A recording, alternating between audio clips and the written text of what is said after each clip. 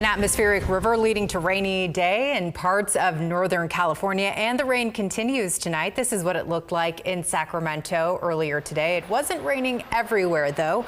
As we deal with the wet weather, people in Stockton and Modesto were mostly dry today. And in parts of the Sierra, there are slick and sloppy conditions on I-80 over the summit. Snow levels have been pretty high all day, and the rain-snow mix is leading to slushy conditions on the interstate, which has drivers slowing down. But the conditions in the Sierra really depend on where you are. People in South Lake Tahoe may be saying, "What snow?" tonight. Take a look at this traffic camera from Myers. The pavement is dry. It's been a mixed bag when it comes to our weather today, but it is a KCRA 3 weather alert day. Thank you for joining us here at 7. I'm Andrea Flores. And I'm Edie Lambert. So people north of Sacramento have seen quite a bit of rain. People in Stockton, not so much. Our meteorologist Heather Waldman's tracking it all for us tonight, and she has a look at where it's raining right now. Yeah, and yesterday we were talking about Interstate 80 kind of coincidentally being the dividing line between the steady soaking rain and the not so much rain. Turns out that's been the case for the snow, too. So let's take a little bit of a closer look here. It's been raining steadily all day long in Yuba City, up into Palermo, Grass Valley. It's been a soggy day there, too. Not particularly heavy rain, just consistent rain. A wet day and a cool day where we've had the rain ongoing. Lake County has been in the light to moderate rain pretty much all day, too. Same thing goes for Solano County, where now the rain's starting to become a little bit steadier, where around midday today it was kind of on and off. Starting to see some better rain into San Joaquin County. Stockton may actually get a little bit of measurable rainfall out of this shower. It's not going to last all that long, though. Here's a look at some of the numbers. This is since things started very late last night into early this morning. I just checked them as of the top of this hour. And as Edie and Andrea just said, yeah, areas north, quite a bit of rain. Areas to the south, yeah, nothing measurable. Nothing yet in Stockton and Modesto. Those are the airport numbers. Nothing in Arnold or Sonora. Pollock Pines, a few hundredths of an inch. And Sacramento's kind of been right on the edge there. 17 hundredths of an inch of rain officially at the downtown gauge. But you go about an hour north up towards Yuba City, closing in on an inch of rain there. And in Clear Lake, where we have some of that hilly terrain to kind of amp up the rainfall rates a bit, just over 2 inches of rain, and yeah, rain's going to stay steady there overnight. It's these hilly spots that'll see the biggest accumulations through Friday. We've got a lot more rain to go over the next couple of days. We'll time that out in a few minutes. Sounds good, Heather. Thank you so much. Let's take you to Grass Valley in Nevada County right now. That's where Andres Valle is tracking tonight's weather. So, Andres, what are the conditions like out there? Well, like Heather mentioned, it's been on again, off again, light to moderate rain here in Grass Valley, but we have noticed the wind sort of pick up. You can't really make it out in this live shot right now with the tree back and forth, but we positioned ourselves right near a storm drain. What we've noticed as we've driven across Grass Valley is a lot of these storm drains do have a couple of leaves and debris, but for the most part, the water is moving steadily down into the storm drain. So we're not seeing a whole lot of flooding along city streets here in Grass Valley. That is the good news. We've driven really across the entire city for the past hour or so, but we did notice on our drive up here from Sacramento that a lot of cars were taking it slow on the roads. It's been raining again pretty much all day here, but for the most part, the good news is we are not tracking any huge issues in the Grass Valley area as of right now with the rain that's continuing to calm down. Of course, if anything does change, we'll let you know. But for now, live here in Grass Valley, I'm Andres Valle with KCRA 3 News. All right, Andres, thank you so much. Yuba County has seen some of the steadier rain today. First responders are asking people across Yuba County to be mindful of the weather this week and especially to watch for flooding on roadways. People should also look for any downed trees and prepare for power outages. I just really want people to pay attention to that kind of stuff. Clear the storm drains, be cautious on the roadways when they're traveling the roadways.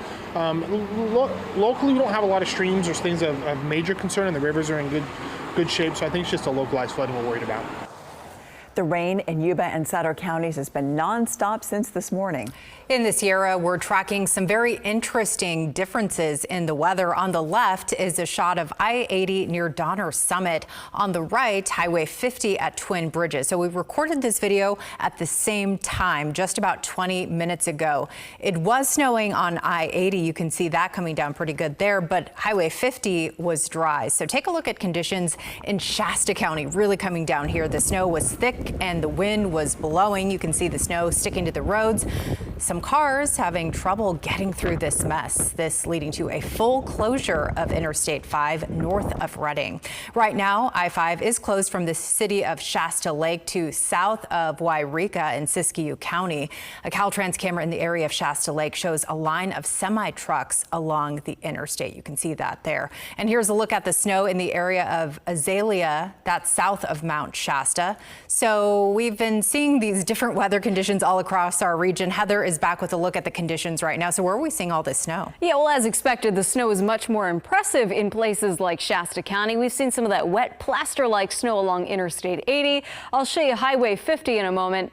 Haven't had much luck with snow accumulating there. So I mentioned a moment ago, 80 really kind of is the line between the haves and the have-nots. Here's a closer view. This is a 2-hour loop along Interstate 80. Blue Canyon, right about there, but you can see how this pink line moves from west to east. That's that snow level slowly creeping back up the hill, something we'll continue to see tonight and through the day on Thursday. Here's a closer view around South Lake Tahoe, where temperatures are close to 40 degrees. So anything that's hitting the ground there at lake level is falling is just plain rain. There may be a little bit of snow trying to accumulate right over Echo Summit, but so far, again, no chain controls needed on Highway 50. I'll be back with a look at the full forecast in a few minutes. All right, Heather, thank you so much. KCRA 3's Carolina Estrada is in Live Tracker 3 tonight. Yeah, some areas are seeing snow-covered roads, as we showed you. What are the conditions like right now?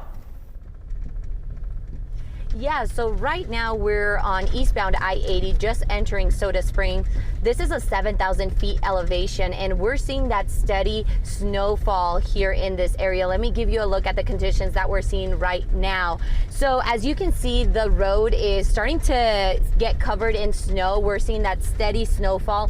Heather was talking about Blue Canyon, actually was there where we started to see that transition from rain to snow. And right now we're in an area that has chain control, so the speed limit is 30 miles per hour. We've seen a couple vehicles going really slow just because the roads are very slippery right now. You can probably see those flurries coming at the camera, so visibility not so great, especially now that it's getting darker. You can see that red light. That's a vehicle that's actually signaling that they're going a lot slower because of these conditions. And you can also probably see on the sides that snow is starting to accumulate, and it's kind of hard to see the pavement at this point right now. And this is due to the steady snowfall we've been seeing since about noon, when Michelle was also here on Live Tracker. So conditions are starting to get a little bit more dangerous here in the Sierra as that snowfall continues to fall in this area. So remember, chain controls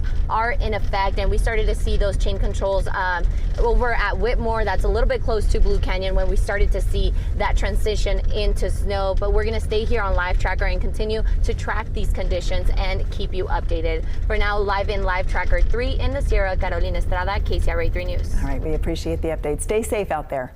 The weather's also impacting people in San Francisco. Hundreds of flights at San Francisco International were delayed and dozens of them were canceled. San Francisco Bay ferry service was suspended on the Oakland and Tiburon lines. Some people also filled sandbags to keep the storm runoff away from their homes. And on the coast, the weather stirred up some waves. We can show you what that looked like in Pacifica. This is in San Mateo County. High surf pounded the pier and the seawalls there.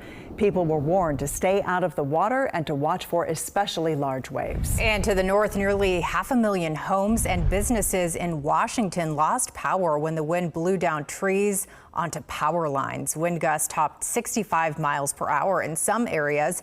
It will take a few days to restore power to everyone. And for the people who had this tree fall right onto their home, they'll be looking for a new place to stay. It's just this like rumble crack. I believe that was the root system being uprooted. Several school districts delayed or canceled school today due to those power outages. And you can track this system as it hits your neighborhood with the KCRA 3 app. You can use the interactive radar. The app is free to download, and make sure you turn on those push alerts for real-time updates.